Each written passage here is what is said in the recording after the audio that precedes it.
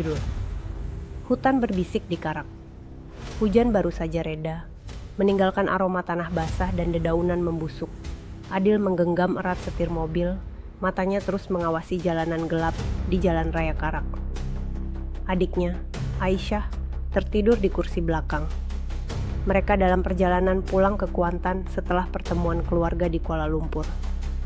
Malam terasa lebih sunyi, lebih sunyi, lebih berat. Kisah-kisah mistis tentang jalan ini terngiang di benaknya.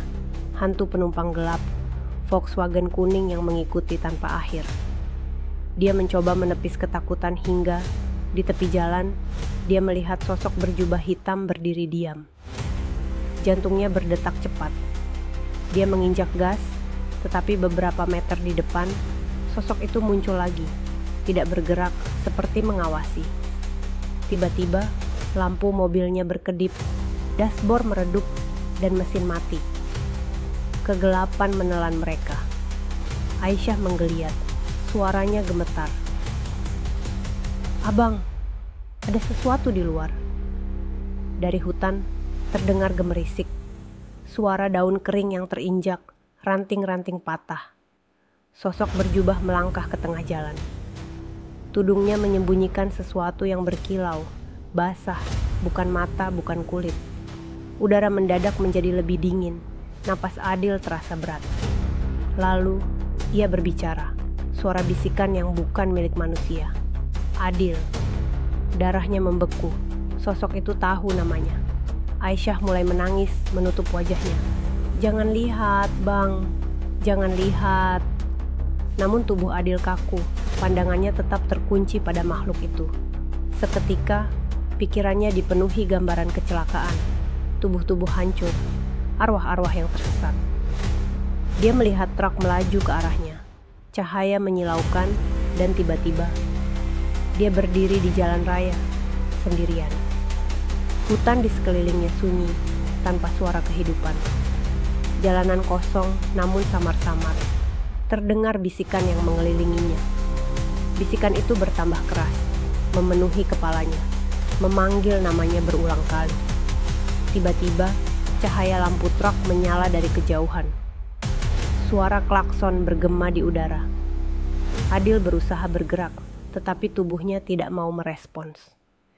Dia hanya bisa menyaksikan truk itu melaju ke arahnya, mendekat, lebih cepat, hingga akhirnya dia kembali ke dalam mobil.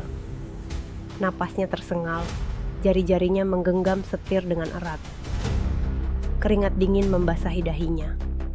Sosok itu telah lenyap. Mesin mobil menyala sendiri. Dengan tangan gemetar, dia melaju, meninggalkan kegelapan di belakang mereka. Setibanya di rumah, Aisyah menatap ke kursi belakang, wajahnya pucat. Di sana, tergeletak tudung hitam yang basah dan berkilauan. Lalu, dari bayangan, terdengar bisikan pelan. "Adil!" Tubuhnya menegang. Rumah yang selama ini terasa aman kini tampak berbeda.